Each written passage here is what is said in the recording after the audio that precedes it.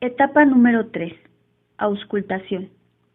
El Consejo Técnico Consultivo Escolar, con fundamento en el artículo 180 del Reglamento Interno, deberá realizar una auscultación a la comunidad, de la manera que estime conveniente, con la finalidad de conocer su opinión sobre los aspirantes registrados que cumplieron con los requisitos establecidos, de acuerdo con la normatividad vigente, durante 2 días hábiles inmediatos posteriores al cierre de registro de aspirantes.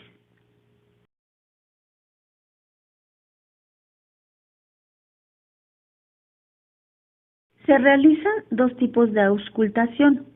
La primera es la auscultación cualitativa, en donde el Consejo Técnico Consultivo Escolar analizará el currículum vitae de los aspirantes con registro para conocer su trayectoria profesional y académica, así como la forma en que ha manifestado su interés por los asuntos académicos de la Escuela Superior de Turismo.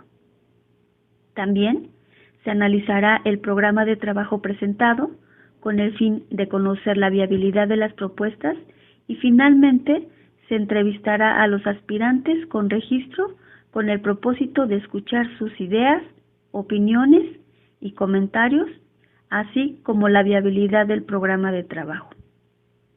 La segunda es la auscultación cuantitativa. Consiste en recabar la opinión de la comunidad de la Escuela Superior de Turismo en sus 3 sectores: docente, personal de apoyo y asistencia a la educación, así como estudiantes. ¿Qué significa auscultar?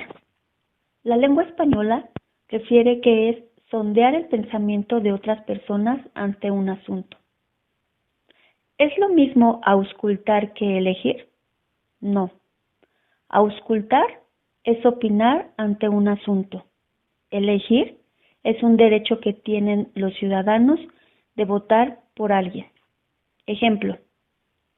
En la fase de auscultación, la comunidad en cada uno de los sectores manifiesta su opinión al asistir a las urnas y asentar e indicar en una papeleta su preferencia por un aspirante con registro.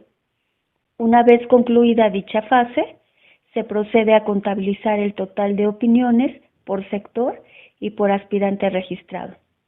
El resultado se hará público a la comunidad con el fin de dar a conocer el lugar que ocupa cada uno de los aspirantes por las opiniones emitidas.